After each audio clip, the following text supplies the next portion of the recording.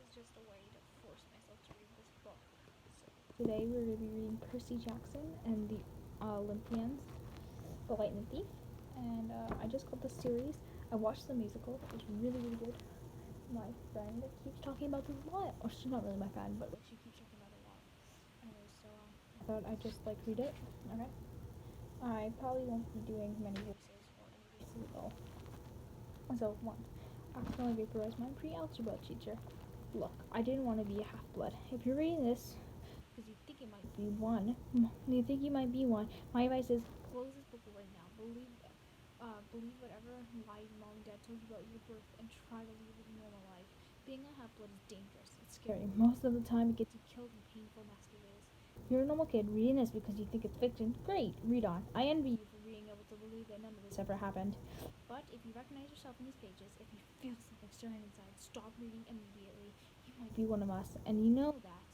And once you know that, it's only a matter of time before they send it too, and they'll come after you. Don't say it won't be. My name is Percy Jackson. I'm 12 years old. Until a few months ago, I was a boarding student at the Yancey Academy, a private school for troubled kids in upstate New York. Am I a troubled kid? Yeah, you could say that.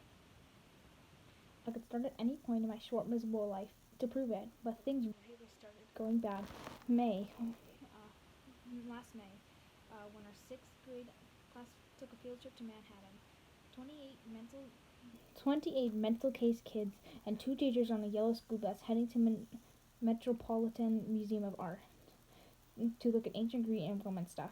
I know, it sounds like torture. Most Yancey field trips were, but Mr. Brunner, our Latin teacher, was leading this trip, so I had hopes. Mr. Brunner was this middle-aged guy in a modern wheelchair. He had thinning hair and a scruffy beard, and a frayed tweed jacket, which always smelled like coffee. You wouldn't think he'd be cool, but he told stories and joked and wanted to play games in class. He also had this awesome collection of Roman armor and weapons, so he was the only teacher whose class didn't put me to sleep. I hope the trip would be okay. At least I hope that for once I wouldn't get in trouble. Boy, was I wrong. See, bad things happened to me when I was in school trips. Like at my 5th grade school, we went to Saratoga battlefield. I had this accident with the Revolutionary War cannon. I wasn't aiming for the school bus, but of course I got expelled anyways. And before that, at my 5th grade school, we took a behind-the-scenes tour of the Marine World Shark Pool. I sort of hit the wrong level on the catwalk, and I took the class to unplanned swim. And the time before that, well, you got the idea. This trip, I was determined to be good. All the way into the city, I put up with a Nancy Boba Fett with fit. The freckly, red-headed, kleptomanic girl hitting my best friend Grubber in the back of the head with chunks of peanut butter and ketchup sandwich. Yeah. Grover was an easy target. He was scrawny. He cried when he got frustrated. He must have been held back several grades because he was only a 6th grader. Because he was the only 6th grader with acne and started a wispy beard on his chin. On top of all that, he was crippled. He had a note excusing him from PE for the rest of his life because he had some kind of muscular disease in his leg. He walked funny. Every step hurt him. But don't let that fool you. You should have seen him run when it was the Icolata Day. It was Icolata Day in the cafeteria. Anyways, Nancy Boba Fett was throwing wads of sandwiches that stuck in his curly brown hair, and she knew I couldn't do anything back to her because I was already on probation. The headmaster had threatened me with death by in-school suspension if I did anything bad, embarrassingly, or even mildly entertaining happened on this trip. I'm going to kill her, I mumbled. Grover tried to calm me down. It's okay, I like peanut butter. He got another piece of Nancy's lunch. That's it. I started to get up, but Grover pulled me back to my seat. You're already on probation, he reminded me. You know he'll get blamed if anything happens. Looking back on it, I wish I'd ducked Nancy Boba Fett right then and there. In-school suspension would have been nothing compared to the mess I was about to get myself into. Mr. Brunner led the museum tour. He rode in front of his wheelchair, guiding us through the big, echoey galleries, past the marble statue and glass cases full of really old black and orange pottery. It blew my mind that this stuff had survived for 2,000, 3,000 years. He gathered us around a 13-foot tall stone column with a big phoenix on the top, and started telling us how it was a grave marker for Steely for a girl about our age. A Steely for a girl about our age. He told us about the carvings on the sides. I was trying to listen to what he had to say because it was kind of interesting, but everybody around me was talking, and every time I told them to shut up, the teacher, teacher chaperone, Miss Dodds, would give me the evil eye. Mr. Dodds, Mrs. Dodds, Mrs. Dodds was this little math teacher from Georgia who always wore a black leather jacket, even though she was 50 years old. She looked mean enough to write a heartily right into your locker. She'd come to Yancey halfway through the year, and when our last major had a nervous breakdown. From her first day, Mrs. Dodd loved Nancy Bullifit, and I figured I was devil spawn. She would point her crooked finger at me and say, now, honey, now, honey, real sweet." And I knew I was going to get an after-school detention for a month. One time, she made me erase all of the math homeworks until midnight. I told Grover I didn't think Mrs. Dodge was human. He looked at me real sincerely and said, "You're absolutely right." Mr. Brunner kept talking about Greek funeral art. Finally, Nancy Bullifit snickered something about the naked guy on the Steely. I turned around and said, "Would you shut up?" It came out louder than I meant it. The whole group laughed. Mr. Brunner stopped the story. "Mr. Jackson," he said, "do you have a comment?" My face was totally red. I said, "No, sir." Mr. Brunner pointed to one of the pictures on the Steely. "Perhaps you'll tell us what this picture represents." I looked at Craving. I felt a flush of release because I actually recognized it. "That's Cronus eating his kids, right?" "Yes," Mr. Brunner said, obviously not satisfied. "And he did this because..." "Well," I remembered Cronus was the king, god, and... "God?" Mr. Brunner asked. "Titan," I corrected myself. "And he didn't trust his kids, who were the gods, so Cronus ate them, right? But his wife had this baby, Zeus, and gave Cronus a rock to eat instead. Later, Zeus grew up and he tricked his dad, Cronus, into bartering up his brother and sister." "Ew," said one of the girls behind me. "And so there's this big fight between the gods and Titans," I continued. "And the gods won." Some snickers from behind the group. Behind me, Nancy Bullifit murmured to a friend, "Like we're going to use this in real life. Like it's going to say in our job applications, 'Please explain why Cronus ate his kids.'" "And that's why, Mr. Jackson," Bronner said, "to paraphrase Miss Bullifit's excellent question, does this matter in real life?" "Busted," Grover muttered. "Shut up." Shut up, Nancy. Nancy hissed, her face even brighter red than her. And at least Nancy got packed too. Mr. Brunner was the only one who ever caught her saying anything wrong. He had raider ears. I thought about his question and shrugged. "I don't know, sir." "I see." Mr. Brunner looked disappointed. "Well, half credit, Mr. Jackson. Zeus did indeed feed Cronus a mixture of mustard and wine, which made him discard his other few children, who, of course, being immortal gods, had been living and growing up completely undigested in Titan's stomach. The gods defeated their father, sliced him to pieces with his own scythe, and scattered his reign in Tartarus, the darkest part of the underworld. On that happy note, it's time for lunch. Mrs. Dodds, would you lead us back outside?" The entire class drifted off, the girls holding their stomachs, the guys pushing each other and acting like doofuses. Grover and I were about to follow when Mr. Brunner said, "Mr. Jackson." I knew it was coming. I told Grover to keep going, then I turned to Mr. Brunner. "Sir?"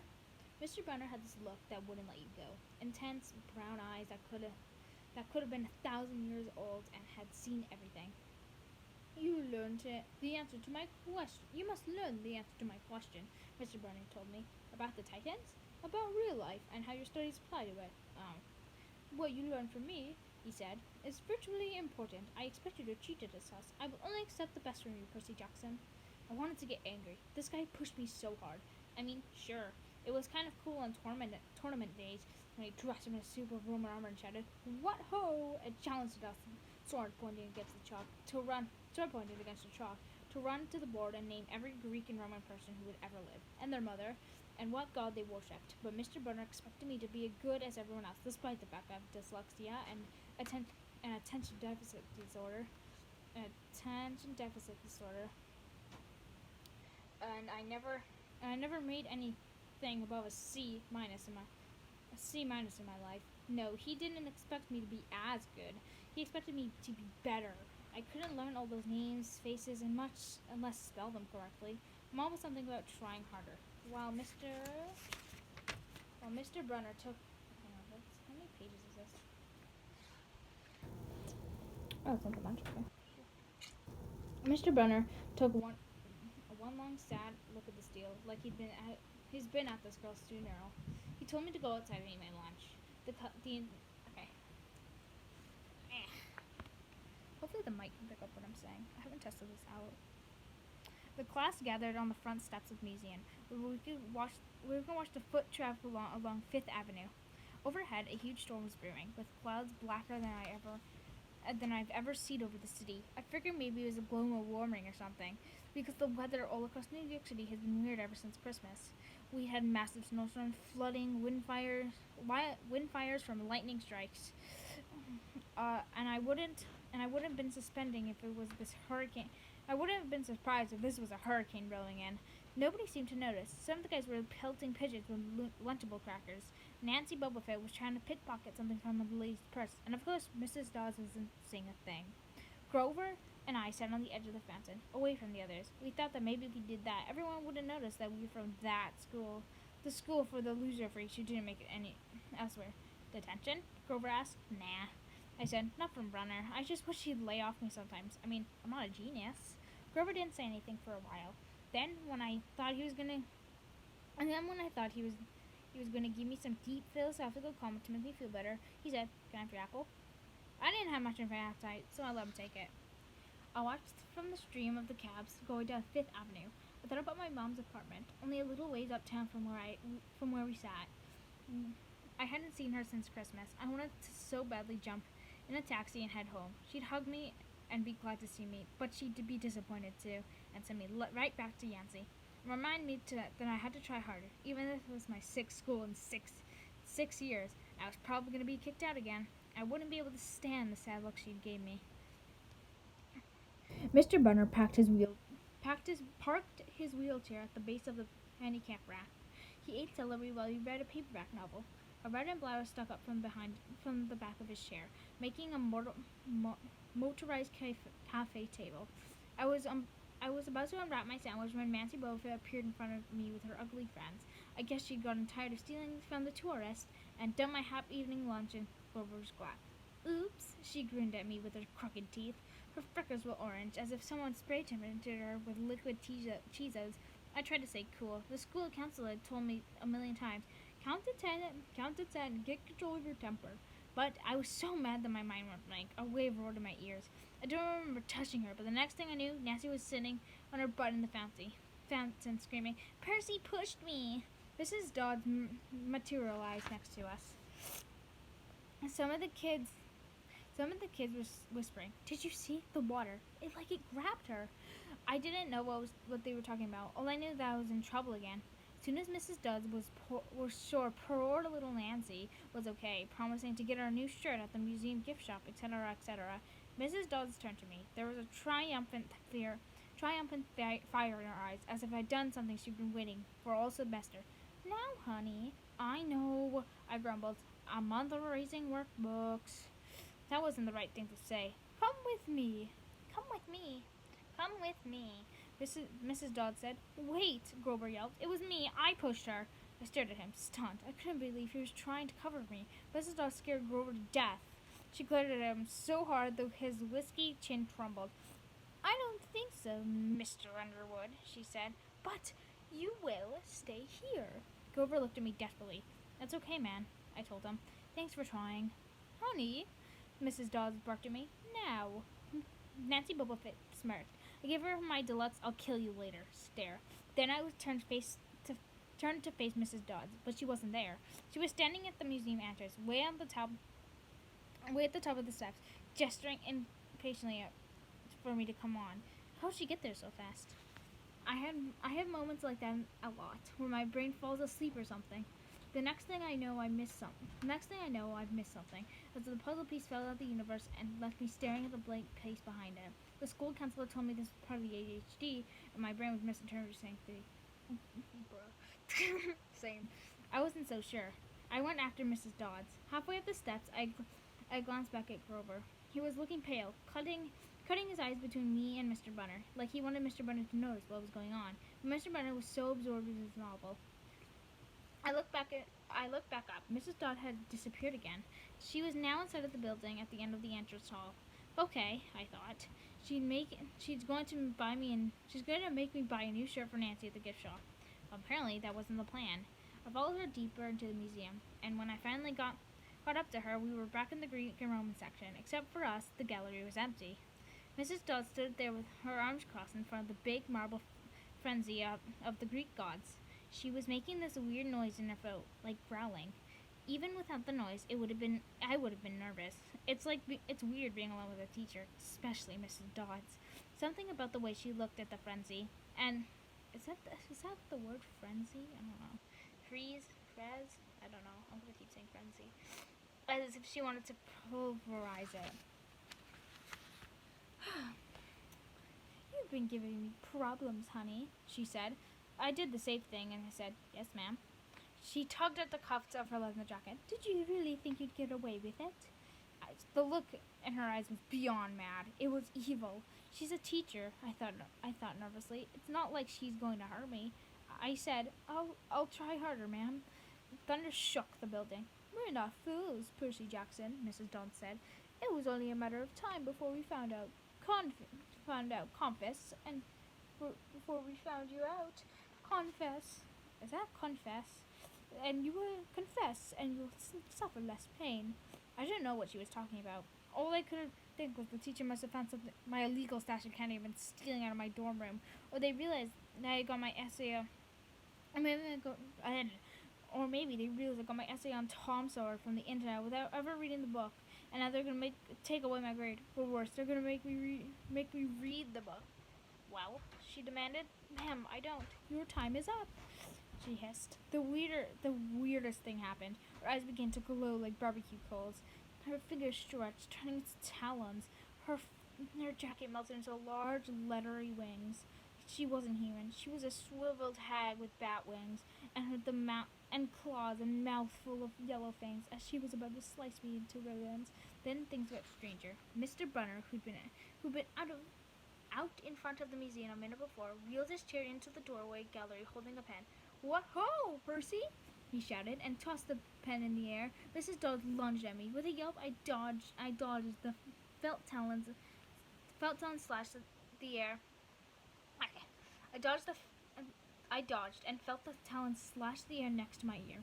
I snatched the ballpoint pen out of the air, but when I hit it with my hand, it wasn't a pen anymore. It was a sword, Mr. Bunner's bronze sword, which he always used on tournament day. Mrs. Dodd spun me around with a murderous look in her eyes. My knees were jelly. My hands were shaking so bad I almost dropped the sword. She snarled, "Die, honey!" and she flew straight at me. Absolute terror ran through my body. I did the only thing that came naturally. I swung the sword. The metal blade hit her shoulder and passed clean through her body as if she was made of water. Mrs. Dodd was like sandcastle in a power fan. She exploded into yellow powder, vaporized on the spot, leaving nothing but a smell of sulfur and a dying screech and a chill of the evil air. As if those two glowing eyes were still watching me. I was alone. There was a ballpoint pen in my hand. Mr. Bunner wasn't there. Nobody was there but me. My hands were still trembling. My lunch must have been contaminated with magic mushrooms or something. Had I imagined the whole thing? I went back outside. It started to rain. Grover was sitting by the fountain, a museum map trented over his head. Nancy Bobofit was standing there, soaked from her swim in the fountain, grumbling to her ugly friends. When she saw me, she said, "I hope Mr. Kerr wiped your butt." I said, "Who?" "Our teacher, duh." I blinked. We had no teacher named Mrs. Kerr. I asked Nancy what she was talking about. She rolled her eyes and turned away. I asked Grover where Mrs. Dodds was. He said, "Who?" But he paused first. He wouldn't look at me, so I thought he was messing with me. Not funny, man, I told him. This is serious. Thunder boomed overhead. Saw Mr. Brunner sitting under his red umbrella, reading his book, and as if he'd never moved. I went over to him. He looked up, a little distracted.